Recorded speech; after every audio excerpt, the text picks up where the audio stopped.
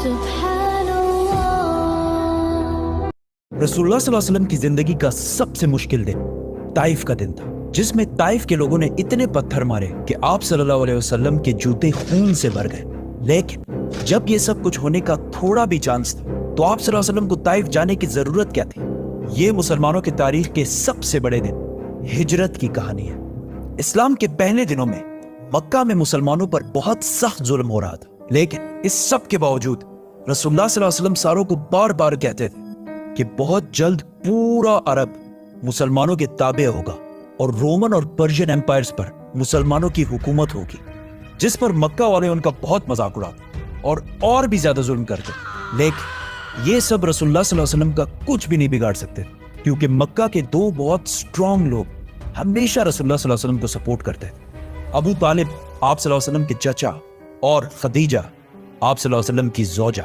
आखिर मक्का वालों ने तंग आकर रसूलुल्लाह सल्लल्लाहु अलैहि वसल्लम के पूरे खानदान बनु हाशिम का बाइकॉट करने का इरादा किया कि ना इनसे कोई कुछ खरीदेगा, ना कुछ बेचेगा और ना इनसे कोई रिश्ते बनाएगा, जिससे रसूलुल्लाह सल्लल्लाहु अलैहि वसल्लम का पूरा खानदान मक्का के साइड में शाब अबी तालिब में रहने पर मजबूर हुआ। ये बाइकॉट बनु हाशिम के मुसलमानों से नहीं था, बल्कि पूरे खानदान से था, जिसमें मुसलमान काफिर सारे थे सिवाय एक शख्स के, अबू लहब।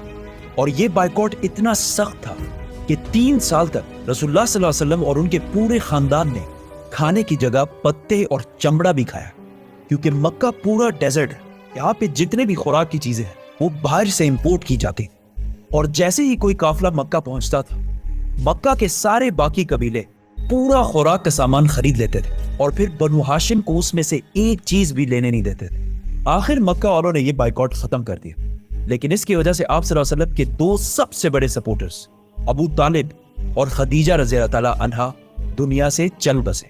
तो अब रसूलुल्लाह सल्लल्लाहु अलैहि वसल्लम को मक्का में प्रोटेक्ट करने वाला कोई भी नहीं रहा, और अबू तालिब के वफात के बाद बनु हाशिम का नया सरदार अबू लहब बना, जो रसूलुल्लाह सल्लल्लाहु अलैहि वसल्लम का चचा होने के बावजूद मक्का में आप सल्लल्लाहु अलैहि वसल्लम के सबसे बड़े दुश्मन थे। अबू लहब ने सरदार बनते ही आप सल्लल्लाहु अलैहि वसल्लम की मक्का की सिटीजनशिप खत्म कर दी।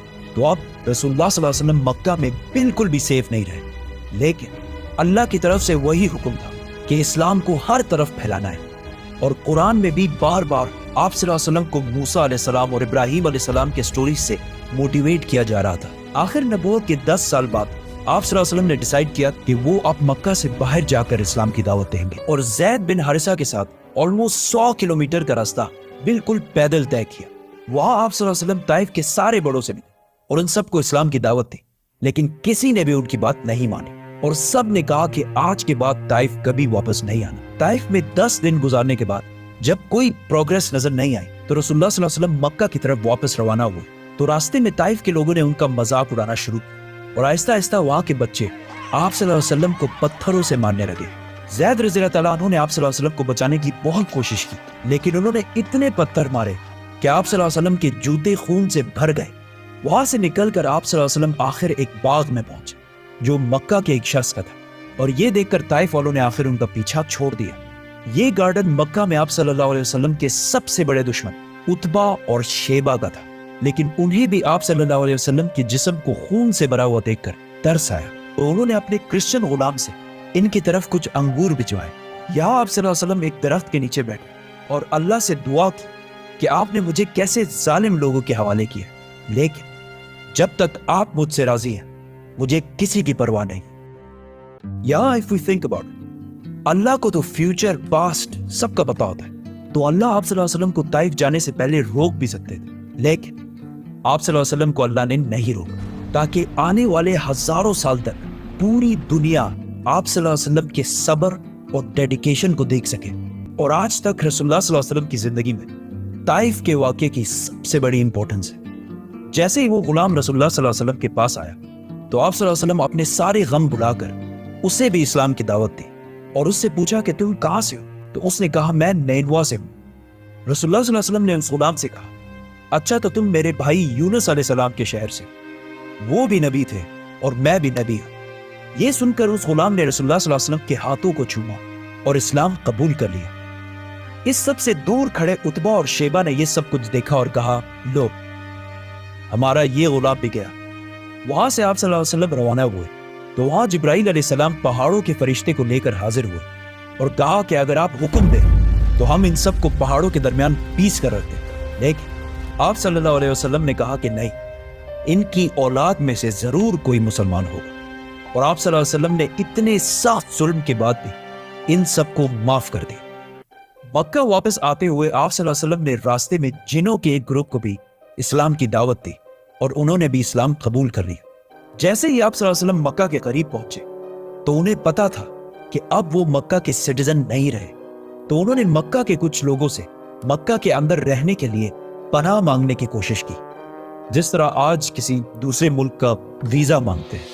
पहले 2 लोगों ने पनाह देने से इनकार कर दिया, लेकिन तीसरे मुतइम बिन आदी ने रसूलुल्लाह सल्लल्लाहु अलैहि वसल्लम को पनाह दी।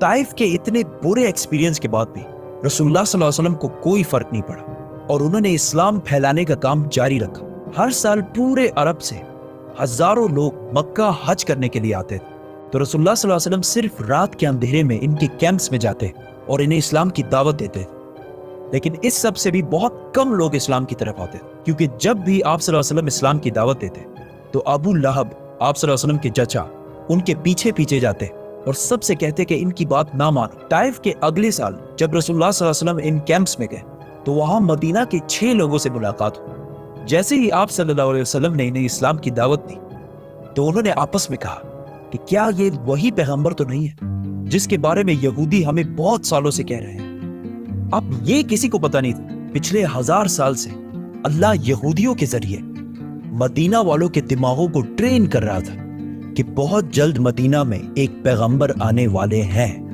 मदीना के इन 6 लोगों ने डायरेक्ट इस्लाम कबूल कर लिया और वापस जाकर मदीना में इस्लाम को फैलाना शुरू किया, जिसकी वजह से अगले साल मदीना से 12 लोग इस्लाम कबूल करके आप सल्लल्लाहु अलैहि वसल्लम के पास आए और आहिस्ता आहिस्ता इस तरह मदीना में हर घर तक आप सल्लल्लाहु अलैहि वसल्लम का नाम पहुंचने लगा।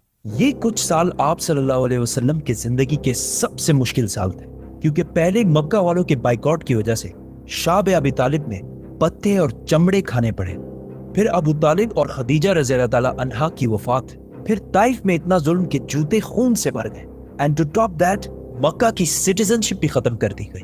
लेकिन इन्हीं सख्त हालात अल्लाह ने आप सल्लल्लाहु अलैहि वसल्लम के दिल को थोड़ा सुकून देने के लिए उनको इंसानों की तारीख की सबसे बड़ी सैर कराई, 7 आसमानों की सैर। सब्सक्राइब।